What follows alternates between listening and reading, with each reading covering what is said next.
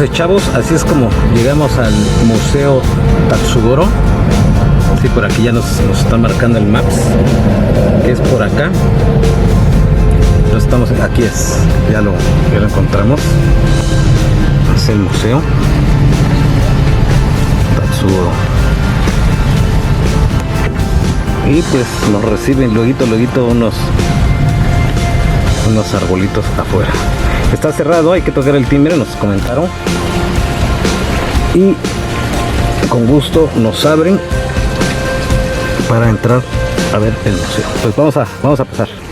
¿Qué onda, chavos y chavas? Pues bienvenidos a un capítulo más de Aqua Bonsai. El día de hoy estamos en el Museo Tatsugoro del señor Miguel Ros.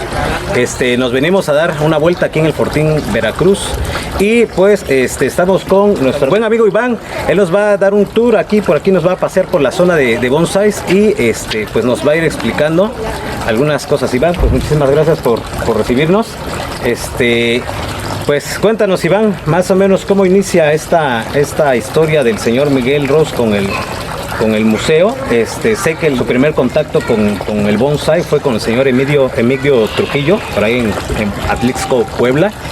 Pero pues vemos que tiene él ya su colección personal, creció a tal grado de que ya es nombrado Museo del Bonsai. Entonces, a ver si nos puedes explicar un poquitín y si podemos ir recorriendo un poquitito para que nos vayas más o menos explicando y podamos ir viendo las especies.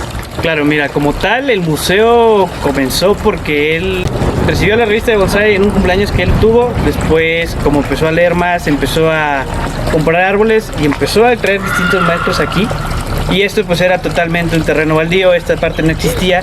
Él tenía sus árboles en una sección trasera, que es una zona muy pequeña. Y conforme fue avanzando, junto con su esposa empezó a platicar de que ya no tenía parte de privacidad allá. Y después empezó a abrir todo esto. Esto lo compró, empezó a bardear.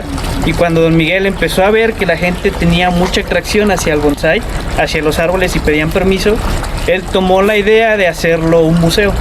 Claro. Como museo lleva alrededor de 13 años, pero como colección privada lleva más de 25 años. Sí, podemos ver que tiene árboles muy impresionantes. Cuéntanos más o menos cómo se adquieren estos árboles. Él los compra, hay algunos llamadores, me imagino. ¿Qué nos puedes contar sobre eso? Mira, comúnmente antes el señor mandaba a mi tío, que era el que trabajaba acá, lo mandaba a diferentes lugares del país. ¿Podemos ir caminando?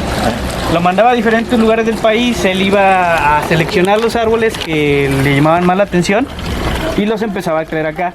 Empezaba con árboles de tamaños un poquito grandes, como el laurel que está en la parte de allá. Ese fue un propio árbol que se trajo de cierto lugar, de él sacaban la reproducción y el señor decidió comprarlo todo por completo. También hay otros que se los han venido a ofrecer a él, ya maestros de otros lugares, personas que ya no pueden tenerlos en casas, se los venían a ofrecer y él empezó a comprar. Conforme fueron avanzando los años, las personas vieron que a don Miguel les interesaba mucho el bonsai y seguían ofreciendo y ofreciendo. Por ejemplo, esa salia que está ahí, esa balsa, esa la compró en una zona cercana de acá, de Orizaba. Sí. Y el dueño era una señora que tenía 100 años. La sembraron cuando la señora nació. Y por eso sabemos la edad exacta de toda esa salia. De esa salia, 100 años de esa salia. Exactamente. Ya la señora pues creció, ya no podía ella de alguna manera tenerle la atención pues que se requiere, ¿no? Exactamente. Y pues se vino para acá, para el museo. No, pues qué interesante. Sí, aquí contamos incluso con especies tropicales y especies de lugares fríos, por ejemplo el palo tinta. Este es uno de los árboles que se han obtenido últimamente. De hecho, si te das cuenta, no tiene nada de trabajo, simplemente una poda ligera. Igualmente la maceta ya se tienen ideas de empezar a cambiar. Muy bien. Y mira, por acá están de los más grandes que ha conseguido. Este que está acá es el palo tinta más grande que tiene el museo. Muy bien. ¿Ese tiene las dimensiones más o menos? La altura debe de ser de alrededor de 1,80 en cuanto al tronco, 1,80, 1,70. Y pues de ancho, el ancho sí no lo hemos medido como tal. Ahorita apenas se acaba de trasplantar y pues la edad sí deben de ser más de 100 años. Al igual que el mangle que está de este lado, son los dos que se han conseguido que son los más grandes. Los más grandes. Sí, y vemos que tienes diferentes, como dices, de árboles de zonas frías. Por ejemplo, aquí sabemos que Veracruz, pues la zona es más cálida.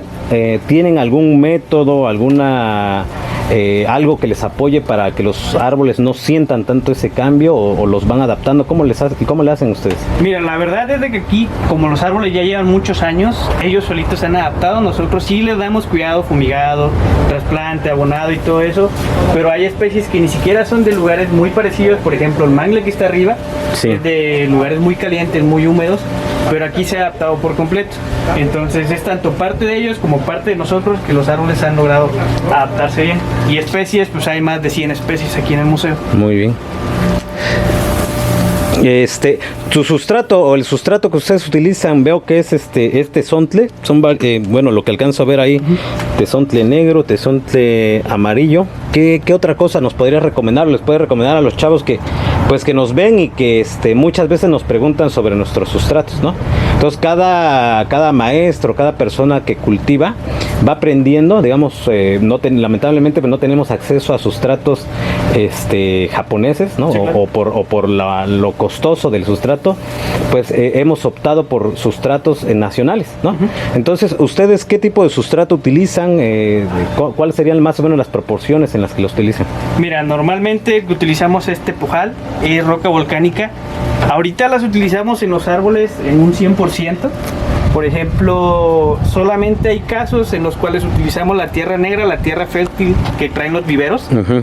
La revolvemos con un 40-60, 60 de tepujal y 40 de tierra negra para árboles que son muy húmedos. Por ejemplo, los diegos. Utilizamos igualmente esa tierra negra, no es como tal una tierra que tenga un nombre exacto, simplemente así la conseguimos. Y ya es como se adapta más fácilmente. Entonces prácticamente es puro sustrato volcánico. Uh-huh. Y ya con los abonos vamos ayudándole igualmente. Los abonos que le ponen son, ¿qué le ponen? ¿Humus de lombriz? Ahorita solamente le ponemos moscote y nitrofosca. El humus de lombriz lo ponemos cuando recién los trasplantamos. Okay. Y solamente son en diegos, en brasilians, en azaleas, en también piracá. Entonces cuando lo utilizamos en juníperos rara la vez. Muy bien, entonces puros mocote y nitrofosca. El azul, ¿no? Exacto. El azul que le llaman. Muy bien. ¿Qué otras especies, qué nos puedes contar de algunas especies que tengan ustedes que sea considerada como a lo mejor la joya aquí del museo? Del museo. Mira, como tal, ahorita te voy a mostrar el más viejo del museo. Es de acá, es el emblema o logotipo, ya casi toda la gente lo conoce, es el águila. Es el árbol que tiene más edad, tiene alrededor de 500 años. Sí. ¿Es un junípero? Junípero punta azul, exactamente. Ahorita apenas se le acaba de dar una poda, por eso es que se ve con muy poco follaje. Sí. Y ya viene con acículas nuevas. Más o menos, ¿dónde lo consiguieron o cómo es que llegó este junípero aquí? Lo trajeron de una ex hacienda de Toluca. Ah, muy bien. De una ex hacienda de Toluca lo trajeron aquí, se puso su maceta de entrenamiento y a partir de cierto tiempo empezó a demostrar toda esa parte muerta, toda esa parte seca. Sí. Y la avena la tiene por la parte trasera. Muy bien. Ahorita ya se llenó de follaje, pero llegó un momento donde simplemente era un 70% de madera muerta y un 30% de madera viva. En el caso, por ejemplo, de juníperos, ¿ustedes cómo les dan el riego, no? Por ejemplo, nosotros allá en Oaxaca intentamos mantener juníperos, pero nos cuesta mucho por el clima, porque es un clima muy seco. Okay. O sea, es un cálido muy seco. Entonces, pues lo que nos han recomendado es que estemos regando constantemente el follaje, pero las consecuencias es que luego pues trae cierto tipo de hongos, cierto tipo de plagas que los terminan matando. ¿Ustedes cómo le hacen aquí? Mira, aquí por más raro que suene, la humedad es lo que nos ayuda. Como tanto la humedad del ambiente es muy intensa, intentamos regar la parte inferior de la misma manera. El follaje solamente lo regamos constantemente cuando lo acabamos de podar. Ah, muy bien. Solamente en esos casos, ahorita como lo acabamos de podar, lo vamos a rociar con agua 3 veces por día y ya así es como empieza a mantenerse el brote. Pero la humedad que tenemos en el ambiente es lo único que nos ayuda. El regado lo hacemos ahorita un poquito mediado. No dejamos hasta que escurra, solamente una pasadita abajo y ya mañana, que es un día un poquito más caluroso, sí lo vamos a regar por completo hasta que el agua esté escurriendo y así nos vamos constantemente. ¿Los riegos son cada que ustedes ven que necesita el árbol o ya tienen como un periodo de riego? Ahorita estamos implementando un poquito más lo de cada que el árbol lo necesite. Ahorita como los árboles están un poco húmedos, como es temporada de lluvia, solamente los vamos a dar una pasada rápida. Ahorita el calor está intenso, una pasada rápida, unos siguen húmedos y ya mañana los regamos bien si es que vuelve a hacer calor. Calor. Exactamente. Perfecto. No, pues sí, Iván, entonces tienen muchas especies muy bonitas, tropicales. Por ejemplo, una duda que siempre tienen o tenemos es que ¿qué podemos encontrar en el museo aparte de los árboles? Si hay ejemplares en venta, si podemos llevarnos algún ejemplar, si hay cursos. Mira, como tal, hay un vivero cercano de aquí, que es la reserva del museo. Ahí toda la sección es totalmente de venta. Allá hay árboles de precios muy accesibles a precios elevados, tomando en cuenta pues el tamaño, la especie y todo eso. Y toda esta sección de acá, esto es totalmente exposición. Hay una pequeña partecita, pero solamente son pequeños esquejes que son para que la gente aprenda a cuidarlos. Y en cuanto a las clases, son asesorías, son todos los días de la semana, a excepción de los viernes, de 10 a 12 y de 2 a 2, cuestan 50 pesos la clase.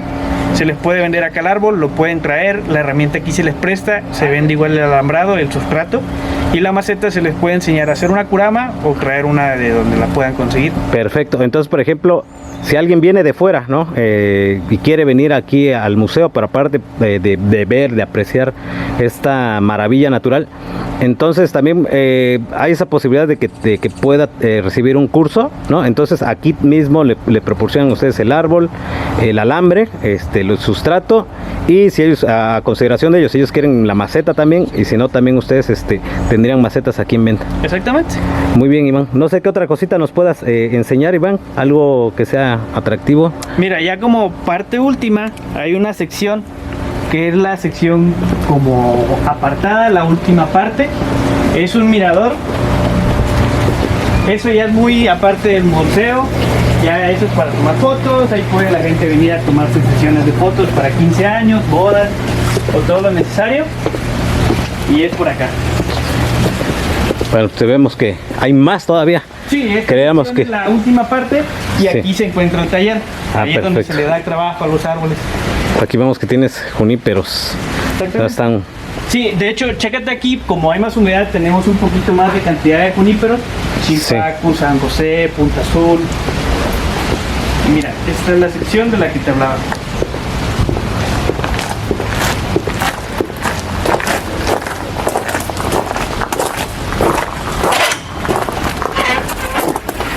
Ah, perfecto. Es un mirador, ¿no? Exacto. ¿También rentan las albercas? No. No, eso sí no. Sí, esta es la última parte, el mirador del museo.